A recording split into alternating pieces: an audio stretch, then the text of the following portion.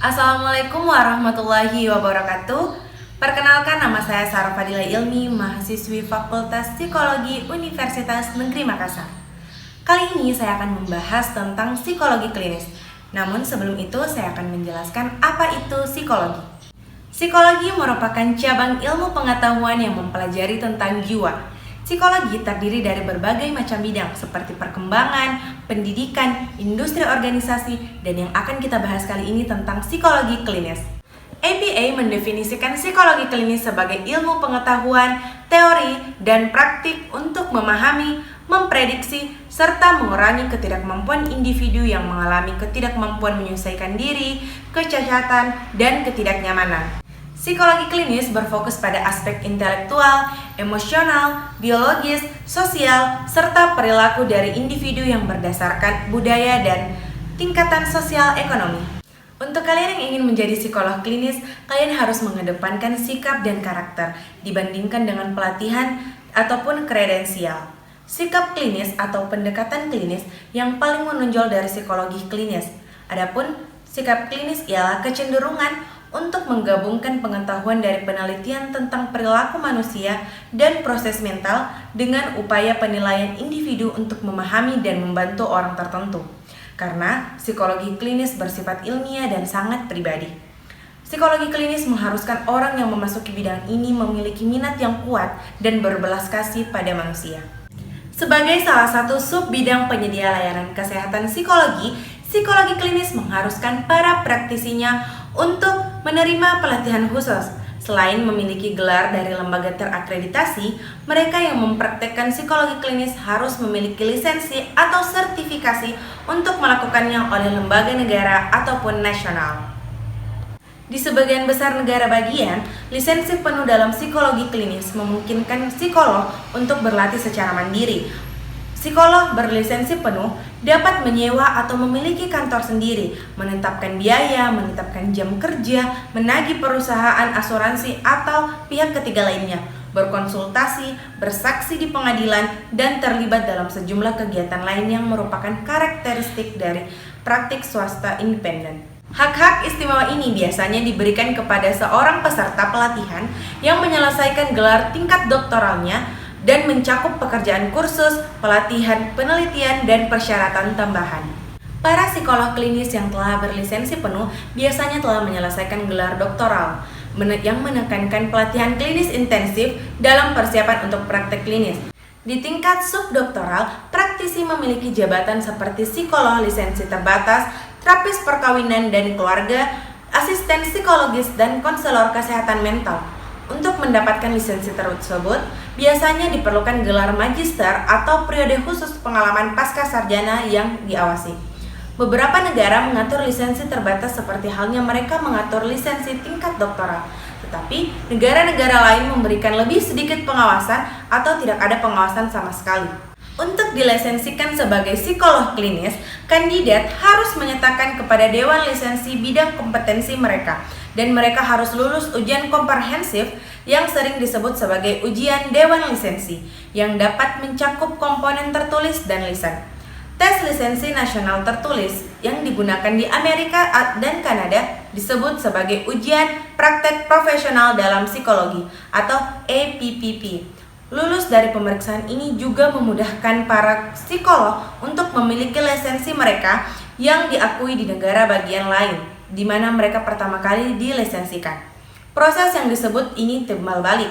Beberapa negara memerlukan ujian lain, terutama jika kandidat ingin menyatakan bidang kompetensi tertentu. Adapun karakter untuk menjadi seorang psikolog klinis, yaitu para psikolog klinis harus menunjukkan kemampuan fisik, mental, dan moral untuk terlibat dalam praktek profesi yang kompeten. Karakteristik ini sering dilambangkan dengan surat rekomendasi dan tidak adanya pelanggaran etika atau hukum. Praktisi psikologi ini juga harus mengetahui kode etik yang memandu praktik. Cara kerja para psikolog klinis yang pertama yaitu asesmen. Asesmen bertujuan untuk pengumpulan informasi tentang individu, mulai dari perilaku masalah, karakteristik unik, kemampuan, dan fungsi intelektual mereka.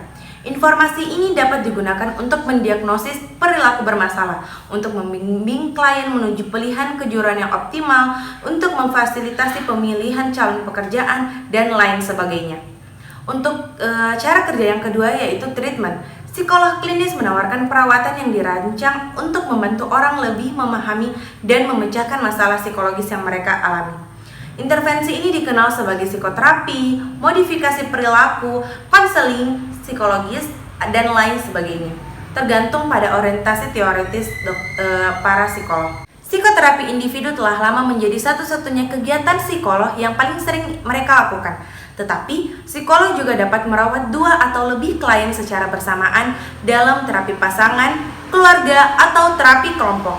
Kadang-kadang, 2 atau lebih psikolog bekerja dalam tim terapi untuk membantu para klien mereka. Perawatan mungkin sesingkat 1 sesi atau dapat diperpanjang selama beberapa tahun. Beberapa psikolog yang dikenal sebagai psikolog komunitas berfokus pada pencegahan masalah psikologis dengan mengubah institusi, pemicu lingkungan, atau keterampilan perilaku orang yang beresiko mengalami gangguan, seperti orang tua remaja, atau dari seluruh komunitas. Hasil perawatan psikologis biasanya positif, meskipun dalam beberapa kasus perubahan mungkin kecil, tidak ada, atau bahkan negatif.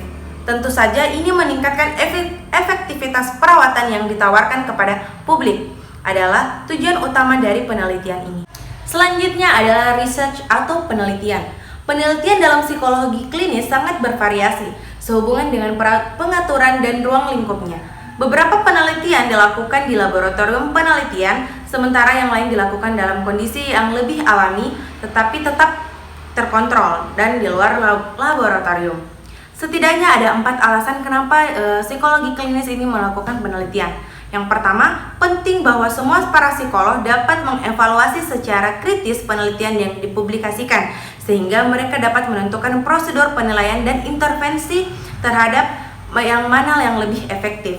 Yang kedua, para psikolog yang bekerja di bidang akademik harus sering mengawasi dan mengevaluasi proyek penelitian yang dilakukan oleh mahasiswa mereka. Dan yang ketiga, ketika psikolog yang bekerja di pusat kesehatan mental atau agen pelayanan lainnya diminta untuk membantu administrator dalam mengevaluasi efektivitas program lembaga, pelatihan penelitian, serta yang sangat berharga. Dan yang terakhir, pelatihan penelitian dapat membantu psikolog secara objektif mengevaluasi efektivitas kerja klinis mereka sendiri. Profesi yang bisa dilakukan oleh para psikolog klinis yaitu yang pertama, teaching atau mengajar. Dokter yang memegang posisi akademik penuh atau paruh waktu biasanya mengajar program pasca sarjana atau sarjana di berbagai bidang seperti kepribadian, psikologi abnormal, pengantar psikologi klinis, psikoterapi, modifikasi perilaku, wawancara, pengujian psikologis, desain penelitian, dan penilaian klinis. Mereka melakukan seminar pasca sarjana khusus tentang topik lanjutan dan mereka mengawasi pekerjaan mahasiswa pasca sarjana yang mempelajari penilaian dan keterampilan terapi dalam kursus praktikum. Banyak pengajar psikolog klinis mengambil bentuk pengawasan penelitian. Pengajaran semacam ini dimulai ketika mahasiswa dan profesor mendiskusikan topik penelitian dengan minat bersama yang berada dalam bidang keahlian masing-masing. Sebagian besar pengawas penelitian membantu para mahasiswa membingkai pertanyaan penelitian yang sesuai, menerapkan prinsip-prinsip dasar desain penelitian untuk menjawab pertanyaan-pertanyaan tersebut, dan memperkenalkan siswa dengan keterampilan penelitian yang relevan dengan masalah yang dihadapi. Psikologi klinis juga melakukan banyak pengajaran dalam konteks pelatihan di tempat kerja, yaitu magang psikologis, medis, atau magang lainnya, pekerja sosial, perawat, asisten kelembagaan, menteri, polisi, petugas penjara, guru, administrator, dan lain sebagainya. Para psikolog bahkan mengajar sambil melakukan terapi, terutama jika mereka mengadopsi pendekatan perilaku di mana perawatan termaksud membantu orang belajar dan cara-cara berperilaku yang lebih adaptif. Akhirnya, banyak psikolog penuh untuk mengajar di kampus, universitas, dan sekolah profesional. Bekerja sebagai anggota fakultas tambahan memberikan sumber penghasilan lain, tetapi psikolog sering mengajar karena menawarkan cara yang menyenangkan untuk berbagai keahlian profesional. dan untuk tetap mengikuti perkembangan baru di bidang mereka. Yang kedua adalah consultation. Psikolog klinis sering memberikan saran kepada organisasi tentang berbagai masalah. Konsultasi yaitu menggabungkan aspek penelitian, penilaian, pengobatan, dan pengajaran. Ketika berkonsultasi, berorientasi pada kasus. Psikolog memfokuskan perhatian pada klien tertentu atau masalah organisasi dan baik menanganinya secara langsung atau menawarkan saran tentang bagaimana penanganan terbaik.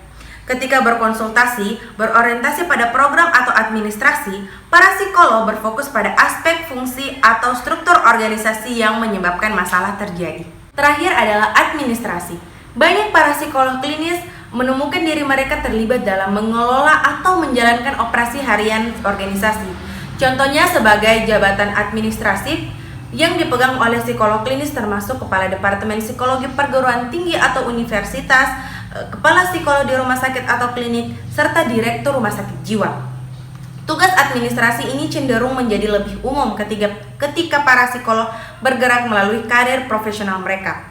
Meskipun beberapa psikolog lainnya menghabiskan waktu mereka hanya pada 1 atau 2 hari dalam 6 kegiatan yang telah dijelaskan sebelumnya, tapi sebagian besar terlibat lebih banyak dan beberapa melakukan semuanya sampai mencapai 6 kegiatan. Bagi banyak para psikolog, potensi untuk mendistribusikan waktu mereka di antara beberapa fungsi adalah salah satu aspek yang paling menarik dari bidang psikologi klinis ini sendiri. Selanjutnya ada tes dalam psikologi klinis. Tes menurut Cronbach adalah prosedur sistematis untuk mengamati dan menggambarkan perilaku seseorang dalam situasi standar. Tes menyajikan serangkaian rangsangan yang dapat direncanakan, seperti pertanyaan faktual, noda tinta, atau pertanyaan benar dan salah, dan meminta klien untuk merespon dengan cara tertentu. Psikolog kemudian memberi skor atau menginterpretasikan respon klien menggunakan aturan penilaian objektif yang diturunkan secara empiris. Biasanya, para psikolog klinis ini memasukkan hasil tes ke dalam penilaian keseluruhan yang juga dapat mencakup wawancara dan sumber informasi lainnya. Tes dalam psikologi klinis mencakup 2 hal. Yang pertama, tes dirancang untuk menjadi ukuran objektif, sama seperti penguasa dirancang untuk menjadi ukuran objektif panjang. Meskipun tidak ada tes yang sepenuhnya objektif, objektivitas adalah tujuan karena tes dirancang untuk mengukur perbedaan antara klien, bukan antar psikolog. Dan yang kedua, deskripsi menyoroti pentingnya standarisasi. Semua orang yang mengikuti tes yang sama harus terpapar pada rangsangan yang sama dan dievaluasi dengan kriteria penilaian yang sama. Para psikolog klinis biasanya menggunakan pendekatan analitik atau pendekatan rasional untuk melakukan tes tersebut. Nah, sekarang kita masuk ke jenis-jenis tes. Tes pertama yaitu tes intelektual atau biasa yang kita kenal sebagai tes IQ. Di antaranya itu tes Binet untuk anak kecil, tes Wechsler, tes Wise, dan tes WISC. Interpretasi skor intelijensi untuk para psikolog klinis yaitu pertama, mereka menggunakan tes kecerdasan seperti yang sudah saya sebutkan tadi, tidak hanya untuk memperoleh IQ dari klien, tetapi juga mengetahui kelebihan dan kelemahan kognitif dari klien mereka. Namun, yang lain menyarankan bahwa psikolog harus berhati-hati ketika membuat kesimpulan berdasarkan pada skor IQ klien. Nah, untuk yang kedua yaitu ada tes Aptitude and Achievement Test. Biasanya menggunakan tes Binet, WISC, Kaufman, dan lain sebagainya. Untuk Test of Attitudes, Interest, Preference, and Values ada SDS, ada SII, dan CISS, serta tes Kudar. Untuk tes psikopatologi dan personality ada MMPA. MMPA biasanya digunakan untuk mengevaluasi kondisi kepribadian dan kesehatan mental dan beberapa keadaan emosional yang dihadapi oleh individu. MMPA juga merupakan tes psikologi yang digunakan untuk mengukur psikopatologi seseorang. Serta tujuan dari tes MMPA ini adalah memberikan gambaran tentang dimensi-dimensi kepribadian dan psikologi yang penting dalam klinik psikiatri. Nah, ada 10 faktor yang diukur dalam MMPA ini. Yang pertama itu hipokondriasis, depression, conversion hysteria, psychopathic deviate, masculinity dan femininity, paranoia, sikatenia, schizophrenia, hipomania, dan yang terakhir adalah social introversion. Nah, tes terakhir adalah objective test inventory. Biasanya itu Neo Personality Inventory, California Psychological Inventory, Projective Personality Inventory, tes Rorschach, dan yang terakhir adalah tes TAT. Itulah tadi penjelasan tentang apa itu psikologi klinis dari saya. Semoga bermanfaat bagi kita semua. Jangan lupa di like dan komen video ini. Terima kasih sudah menonton. Assalamualaikum warahmatullahi wabarakatuh.